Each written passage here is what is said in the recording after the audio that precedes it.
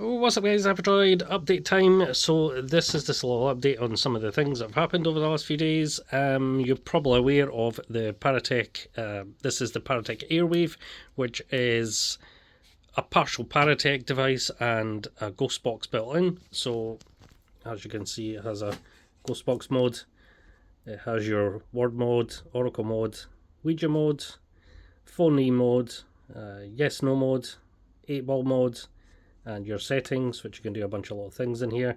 This also has a web interface now, so if you click on this, it opens up its own private web page, which you can log on to on any device. That allows you to see things like history and stuff like that when you're in any of these word modes. Also, when you're in ghost box mode, it allows you to remote control things.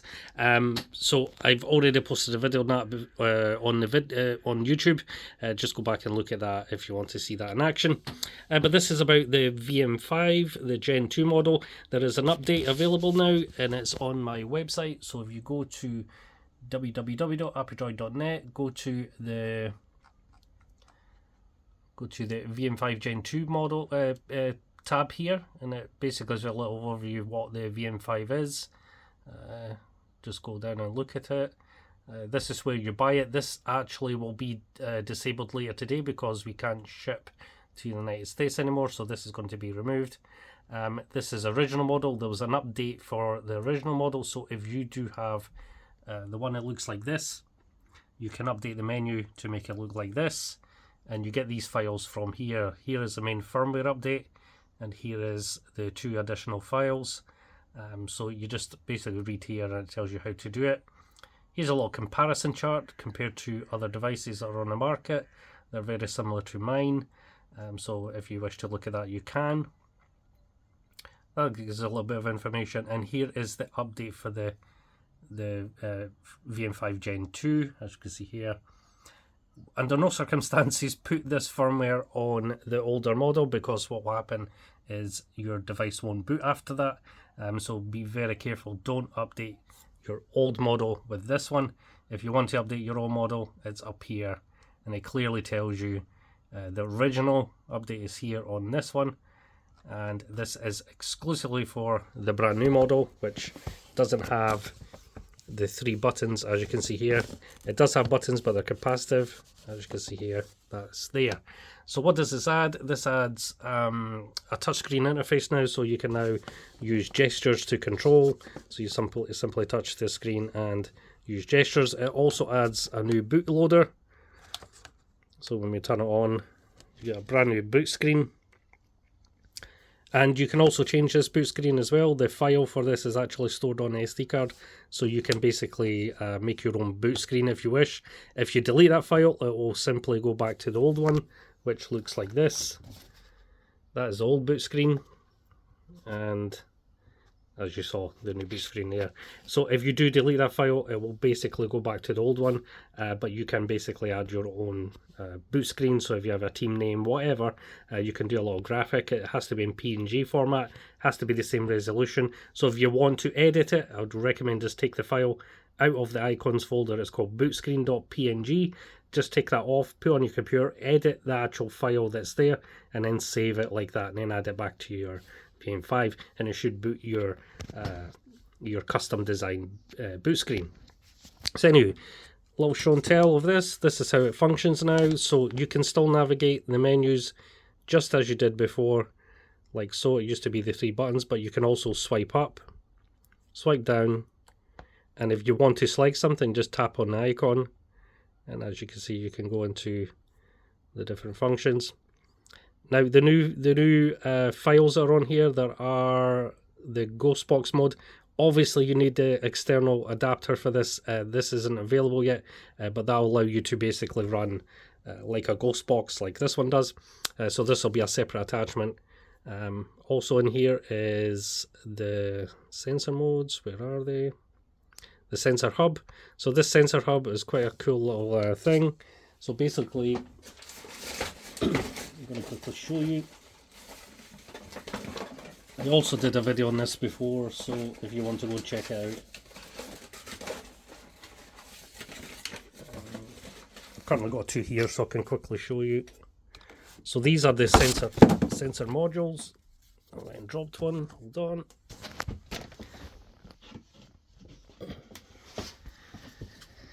There we go. These are the sensor modules.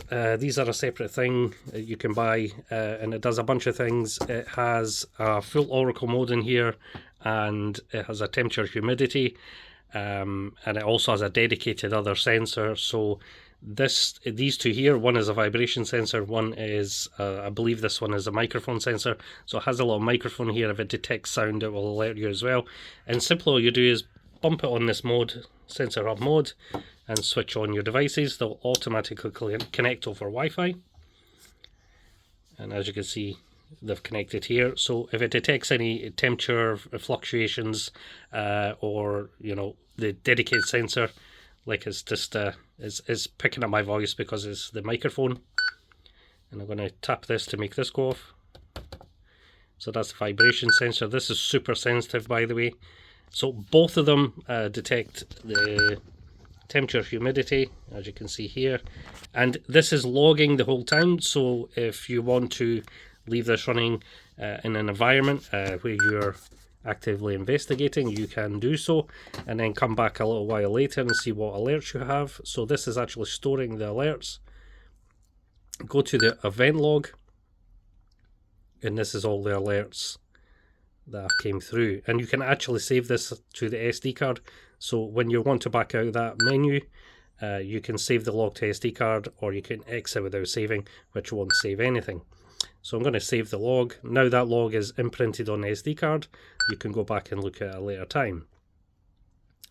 Now you have a few other settings in here. You can change the beep noise, the volume, for example. You can reduce the volume so you don't get annoyed with the beep, or you can make it louder. I'm going to turn it down just for a little minute, and you can change the brightness as well. When you're using this mode, it is using Wi-Fi, so probably best just have the brightness down just a little bit, and that saves a little bit of battery life. So you can put it down to like 10% if you wish to just leave it there. You can walk about with this device while these devices are monitoring, and that's basically it. So let's quit the app, go back out of there. So that's this little update that's exclusively for the VM5 Gen 2. Now, this older model also has the sensor hub mode, so you will find it. Where are we? Here it is here. So if you go to the original, the VM5 original update, you need to update the menu first. So that's the menu update, and this is the Ghostbox attachment, because people did have the radio Ghostbox attachments for this device, so that makes that work again.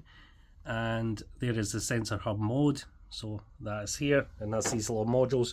You buy these separately. You can run up to 6 at a time on the same device. So 6 of these sensors can be connected at once to this device, and it's done over wireless, so you can basically put these all around your investigation, upstairs, downstairs. As long as it's within range, this device will pick it up and log that information.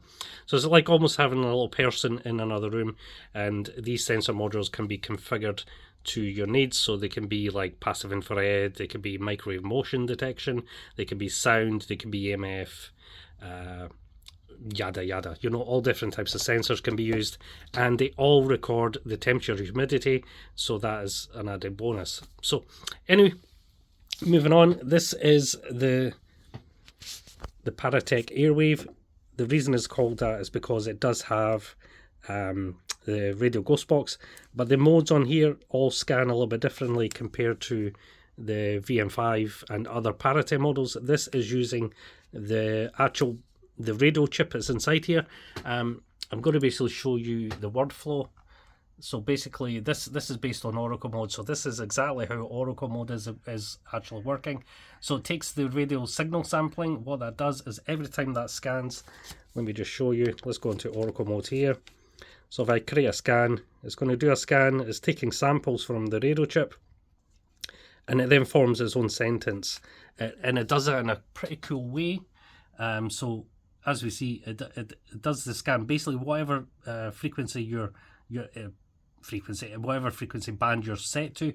It does a very quick scan of that whole band, and it takes about 100 data samples. Those are collected and form a pool of random generated entropy. So that's basically just like a buffer. So we're going to call it the entropy buffer. The data is collected and the samples are stored in memory. This creates basically a unique digital fingerprint, and basically the specific moment. So basically when that scans, it's taking a data readings at that specific time, and then it basically forms its own blueprint. The blueprint is responsible for how the sentence is constructed, what words is picked, what group of words are picked. So basically the blueprint is almost like telling the device how to form the sentence structure, and what letters to pick, what words to pick. And basically the word bank on this is all grouped up into different types of sort of nouns, verbs, adverbs. So basically it's not looking for a specific word, it's basically looking for a type of word. So as it says here, based on the data, the firmware then chooses the grammatical structure. That's basically the blueprint, and then it fills in the gaps with the actual words from these categories. So here is a little bit more. I'll just let you read here because I'm not going to read all this out. And yeah. So the dynamic word formation is using basically natural language programming. It's not like an algorithm like what you're used to. Usually these devices use what's called random seeding and basically generates a random word at random. There's no real tangible reason behind the word that's picked. It's just picking that word at random. So this is doing a little bit different. So the blueprint is the case logic, and basically this remains in the data. The engine dynamically constructs the required word. It's not like a random selection, but more like a weighted process. It's influenced by the initial radio samples. So every time it scans, it basically gathers a brand new sample, and basically forms a blueprint based on that. So every time it generates something, it's going to be something completely new, and that will basically last the lifetime of the device. You will be very, very, very unlikely to receive the exact same sentence because it's not predefined in the words list. So basically, the final generated result is constructed words are basically slotted into the sentence blueprint, resulting in a complete grammatically correct phrase. The output is designed to be contextual yet cryptic, and providing a meaningful basis on interpretation. So I can't even pronounce that word. So basically, what you see on the screen is basically what the device is completely decided to do. Is nothing predefined or anything like that. It's every sentence is going to be completely cryptic, and it shouldn't really make any kind of sense. So sometimes the words can be very funny, sometimes it can kind of shoot home, I don't know. But this is not proof of paranormal, I must say that right off the bat. This is just a different way this device is generating words based on other devices on the market, which simply either use random seeding of some sort. This is still very random, but it's doing it a different way from the other devices. I just want to make that clear. So yeah, let's go back out there. Now the Ouija mode and the phony mode work in the exact same way, except it doesn't need so much of a blueprint. The blueprint is based on letters, so that based on the letters of the alphabet is Ouija mode, and the phony mode is based on phonetic sounds. Yes no mode basically just decides if a yes or no answer. 8-ball gives you the generated 8-ball results. So that is very much like word mode. It basically just gives you a random result. So word mode it basically has a massive word list, and it picks a word at random based on the scan, and that is basically it. Much like random seeding, but the seeding is being done through the radio firmware, so it is actually ranging the word rather than just picking a random word. So that's basically what you're going to get.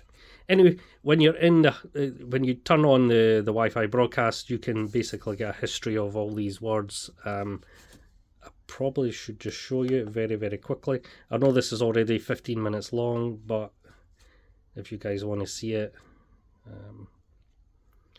So basically, to turn that on, all you have to do is go to Settings, turn on the web interface. So you toggle it till it says on, and then go back. And now this is broadcasting as on web interface. You have to enter a mode, but basically all you have to do is go to your Wi-Fi, connect to the Wi-Fi. That is it, and then all you have to do is put an IP address. So I'm going to quickly show you.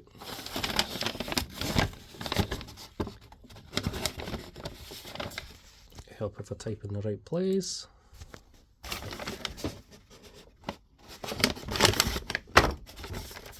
Right, so I'm going to move these out of the way for a second. So this is a web interface.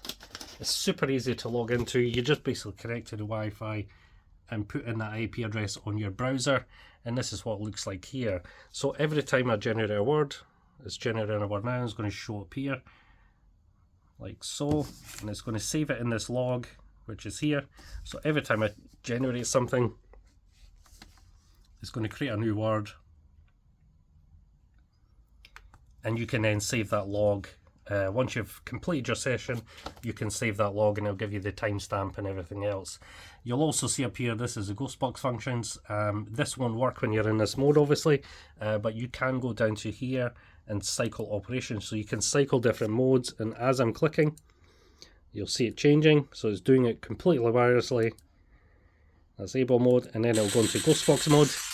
Once you're in Ghostbox mode, you'll see the frequency numbers change up here. You can speed it up or slow it down, so you can make it slower. So I'm going to show you that. I'm going to speed it up.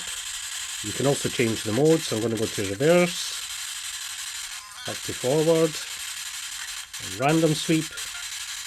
You can also change band as well, so that is in AM. It's going to tell you up the top here which mode you're in. That is shortwave 120 meters. That's 90 meters.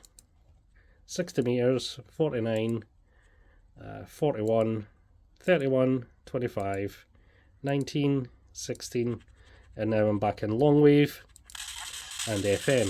So there's a bunch of different radio stations it can scan. I'm going to stop that now because it's quite annoying. But yeah, this also has a built-in headphone port, as you can see, has your on-off switch, and it's rechargeable. It also has a built-in speaker.